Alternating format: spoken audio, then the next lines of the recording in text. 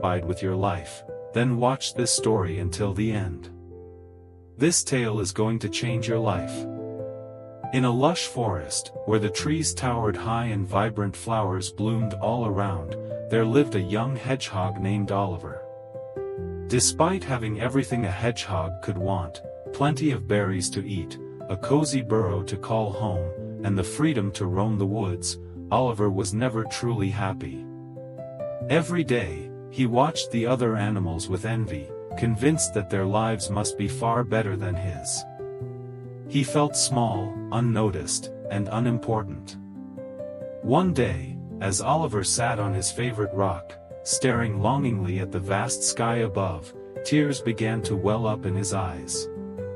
He couldn't understand why he felt so miserable, but the sadness inside him felt overwhelming. His emotions were so intense that he began to sob uncontrollably, his tiny body shaking with sorrow. At that moment, a wise old monk named Tenzin happened to pass by on his peaceful walk through the forest. He saw Oliver's tears and approached with concern. "Why are you crying, little one?" he asked gently.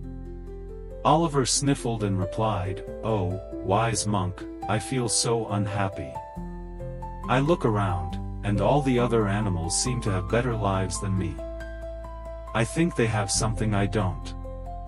I wish I could be like them. I hate being a hedgehog." Tenzin nodded thoughtfully, his eyes filled with understanding. "I see," he said.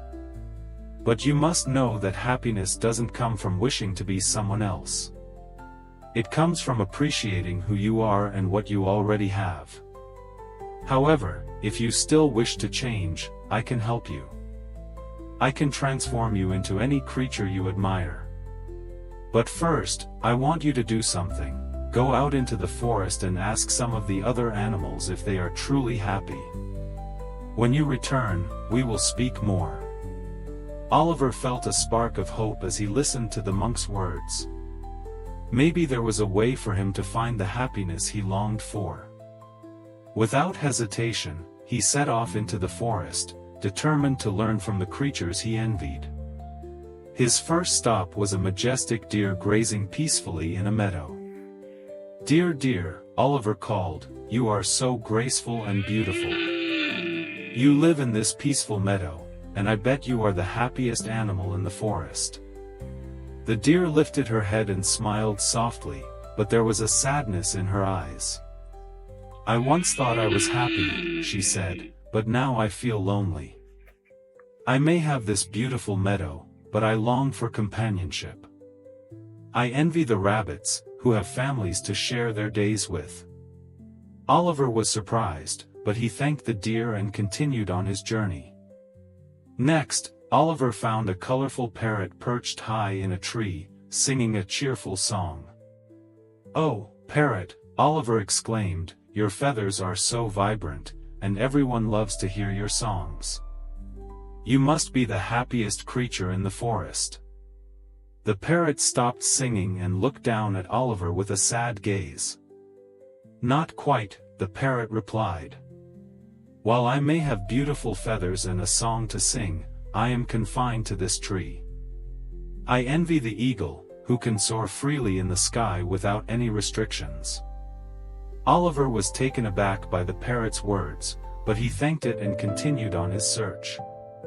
Finally, he came across a peacock standing proudly in a sunlit clearing. "Oh, peacock," Oliver said, "you are so magnificent, with your beautiful feathers. Surely, you are the happiest bird alive." The peacock, who was standing in a small enclosure in the forest, looked at Oliver with a sigh. "I once thought I was the happiest," he said. "Because of my beauty, I used to believe I had everything. But now, I am trapped here. People come to admire me, but they don't understand my pain. I envy the crow, who is free to fly anywhere without being admired or confined." Oliver was shocked by the peacock's words. He had never imagined that such a magnificent creature could feel so trapped. Returning to the wise monk, Oliver sat down with a heavy heart. "Oh, wise one," he said, "I've spoken to the other animals, and none of them are truly happy. The deer envies the rabbits, the parrot envies the eagle, and the peacock envies the crow.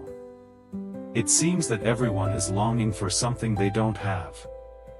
I thought I was the only one who felt this way, but now I see that no one is truly satisfied." Tenzin smiled gently, his eyes twinkling with wisdom. "And that, my young hedgehog, is the key to happiness. Every creature you spoke to was focused on what they didn't have, comparing themselves to others. But happiness does not come from comparison. It comes from appreciating what you already have. You, Oliver, have the freedom to explore the forest, to enjoy the simple pleasures of life. You have everything you need to be happy. You just need to embrace it." For the first time, Oliver understood. He didn't need to change who he was or compare his life to others. He already had everything he needed to be content: his freedom, his home, and his place in the forest. From that day on, Oliver no longer wished to be someone else. He stopped comparing his life to the animals around him and began to cherish his own journey. He realized that true happiness comes from within, not from wishing to be someone else or desiring what others have. And whenever Oliver saw other animals longing for something more, he would share the lesson he had learned: happiness is found not in comparison, but in embracing who we are and being grateful for what we already have.